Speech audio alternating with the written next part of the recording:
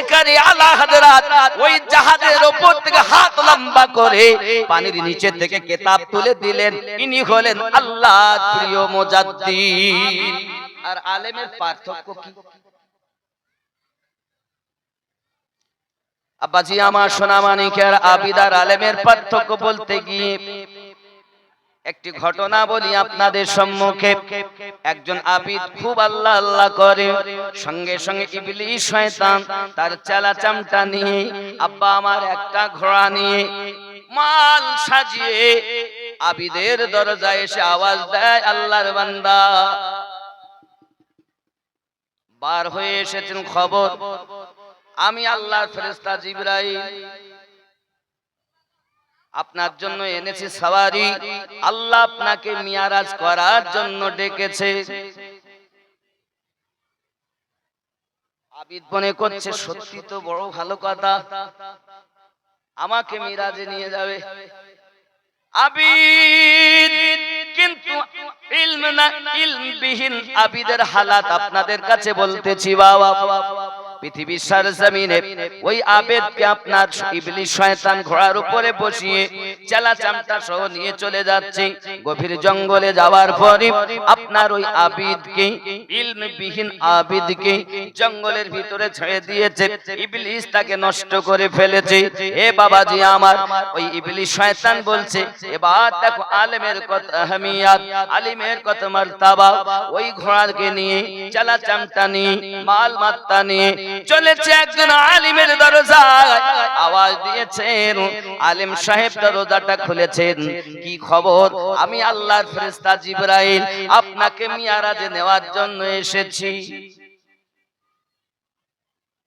আলেমে দ্বীন তখন বলছেন সম্ভবপর নয়, আমার মনে হয় তুই ইবলিস এসেছিস, কারণ মিয়ারাজে নেওয়ার জন্য আল্লাহ পাক আমাদের নবীকে, নবী পাকের কাছে বোরাক পাঠিয়েছিলেন, জিবরিল আমিনকে পাঠিয়েছিলেন। আর পৃথিবীতে দ্বিতীয়বার কাউকে মিয়ারাজে নিয়ে যাওয়া হবে না। আমার মনে হয় তুই ইবলিস, আমাকে ধোঁকা দিতে এসেছিস। এই হলো আলিম আর আবিদ, ইলমবিহীন আবিদের পার্থক্য। মাশাআল্লাহ, যার নামে আজ দারুল উলুম ইমাম আহমদ রাজা ভাটুল মাদ্রাসা, ভাটুলহাটি মাদ্রাসা, এমন হুজুরের নামে এই মাদ্রাসা। তিনি আলিমও ছিলেন, আবিদও ছিলেন। আলিমও ছিলেন, আবিদও। আলিম কেমন? এক মাসে কোরআনের হাফেজ হয়েছেন। আলিম কেমন? হাফেজ কেমন? আপনাদের এই মসজিদের তলায়, নিচের তলায় আমাদের মাস্টার বলছিলেন এটা হেফজখানা করেছে। আজকে দুই হাফেজের দাস্তান, হাফিজে কোরআন। হাফেজরা বুঝতে পারবে যে কত কষ্ট। সরকারে আলা হযরত কেমন ছিলেন? সকাল বেলা আপনার কিনা তেলাওয়াত করছেন এক পারা, রাতের বেলায় তারাবির নামাজে শুনিয়ে দিচ্ছেন। এক মাসে আল্লাহর কোরআন কণ্ঠস্থ করেছেন, সিনাতে গেঁথে নিয়েছেন যিনি, ইমামে আহলুস সুন্নাত হলেন তিনি। শুধু এতটুকুই নয়, ইমাম আহমদ রাজা খান ফাজলে বেরেলভী রাদিয়াল্লাহু তাআলা আনহু এমন আল্লাহ পাকের আবিদ ছিলেন। ও সোনা মানিকেরা, এমন আল্লাহ পাকের আবিদ বান্দা ছিলেন, দুনিয়ার সরজমিনে ইলম শিক্ষা করেছেন। ইলমের ব্যাপারে বলা হয়েছে বাবা 6 বছর বয়স যখন আমার আলা হযরতের, তখন তিনি 6 বছর বয়সে ঈদে মিলাদুন নবীর উপরে 2 ঘন্টা ওয়াজ করেছেন। কয় বছর? 6 বছর বয়স। ऐसा कोई माय का लाल है दुनिया में 6 বছর বয়সে তো তাদের দুধের দাঁত ভাঙে না। 2 ঘন্টা মিলাদে মুস্তাফার উপরে তাকরীর করা, পৃথিবীতে जिसने की है वो तेरे मेरे इमाम है।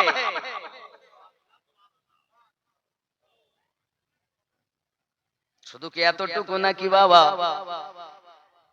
8 বছর বয়সে উনি ইলমিন নাহুর উপরে 2 খণ্ডে সারা লিখেছেন। পাদটিকা যার নাম, যিনি উপহার দিয়েছেন ইলমুন নাহর উপরে, 8 বছর বয়স তখন, 13 বছর 10 মাস 4 দিন বয়সে সরকারি আলা হযরত পৃথিবী সরজমিনে আপনার আমার কাছে ফতোয়া প্রদান করেছেন। 10 বছর 4 মাস 10 দিন বয়সে উনি লেখাপড়া সমাপ্ত।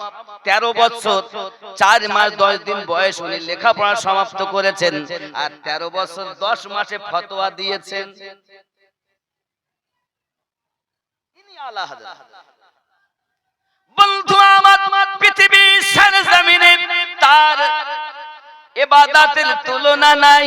আব্বা আমার একদা হযরত আলা হযরত এসেছেন আপনা ওনার দরবারে, একজন খাদিম এসে দেখতেছেন ওনার ঘামে ঘাম ছুটে যাচ্ছে, পাখা বন্ধ হয়ে রয়েছে।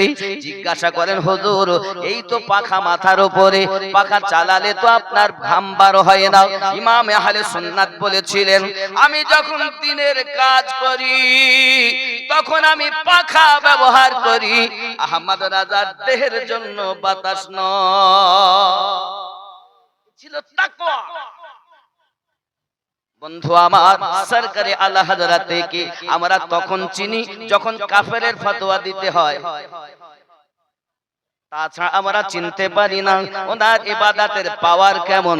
চলে যাচ্ছেন তিনি হজ মোবারকায়।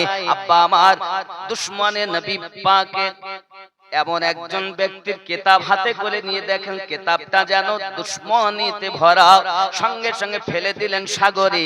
কিতাব ফেলে দেওয়ার পরে ওই জাহাজের ভিতরে গন্ডগোল শুরু হয়ে গেল। আপনি আমার কিতাব ফেললেন কেন? কিতাব দ্বিতীয় কিতাব কিনে নিও, টাকা লাও। না, দ্বিতীয় কিতাব নেব না, ওটাই নেব।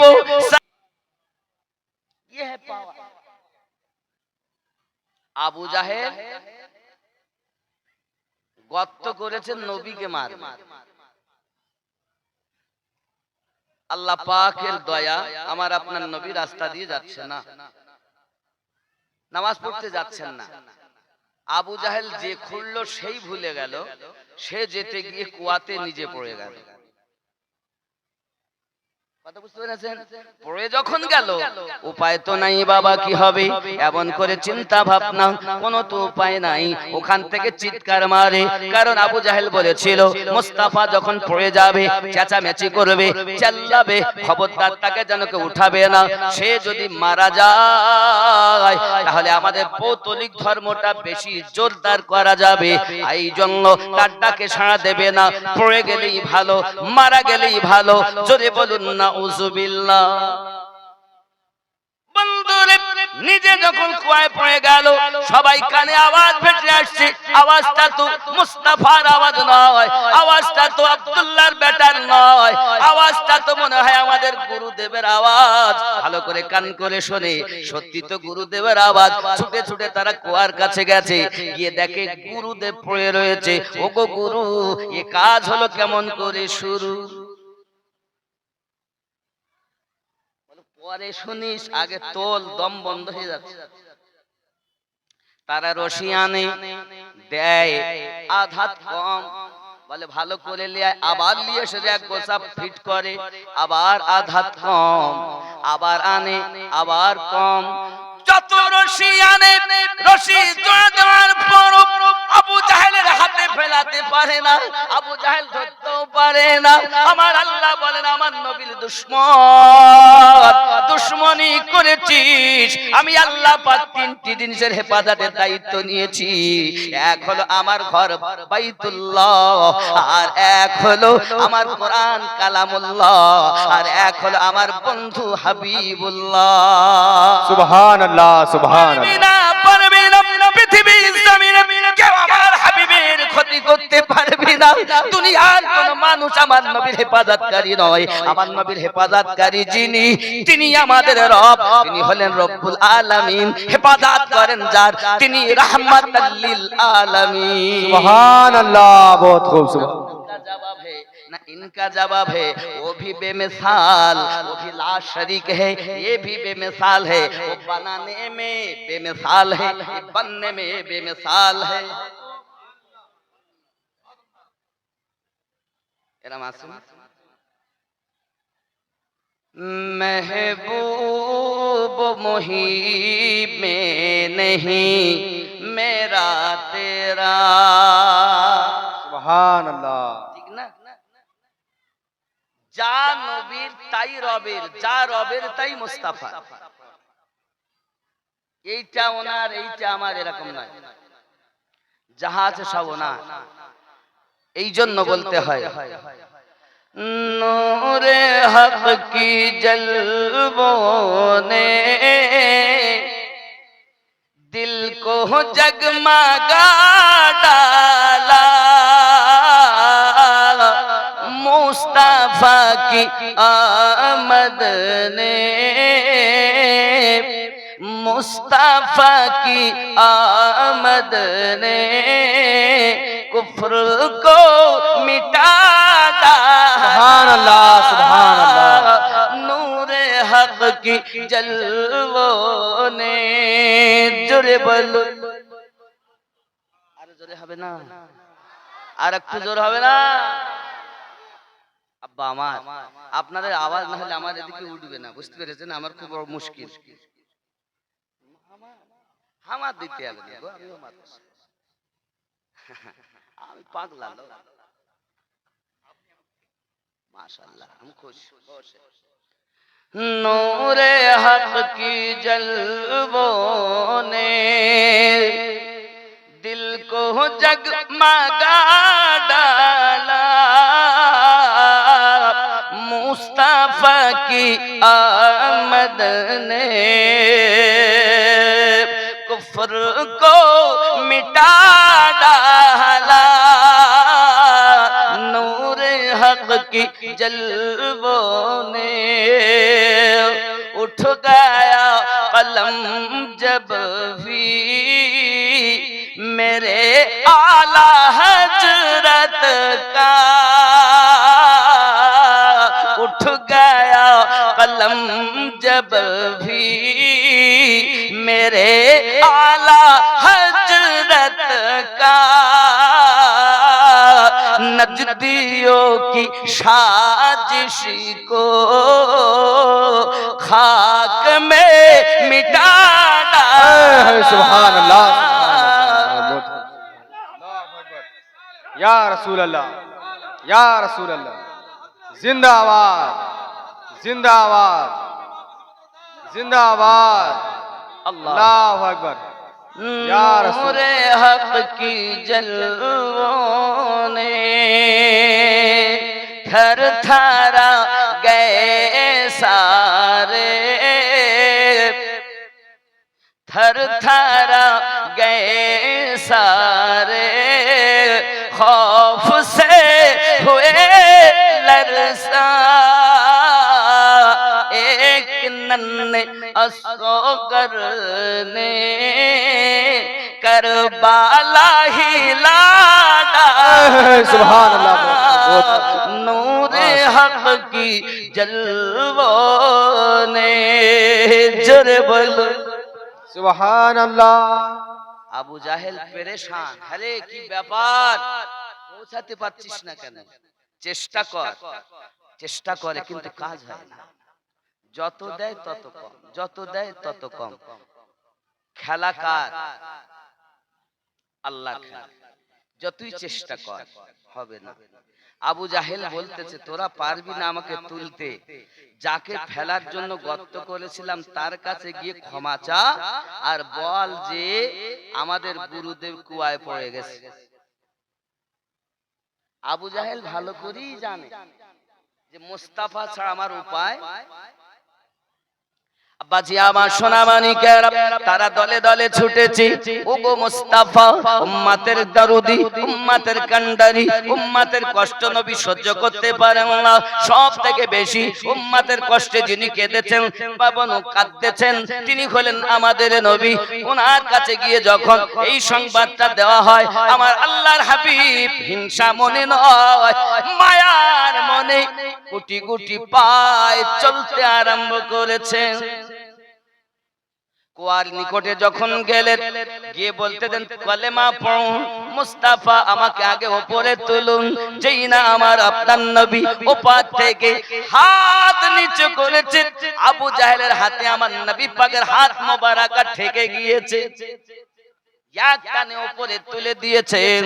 আমি বলতে চাচ্ছি এটা নবী পাক উপর থেকে হাত লম্বা করলে দুশমনকে উঠিয়ে দিয়ে উপরে তুলে দেন, আর আমার নবীর ওয়াফাদার নবীর ওয়ারিসের হাত জাহাজের উপর থেকে পানির দিকে দিলে পানির নিচে যাওয়া কিতাব উপরে তুলে দেন। এনারাই হলেন ওয়ারিস। আমরা আমাদের তো মুসলমান বলতে লজ্জা, আলেম তো দূরে।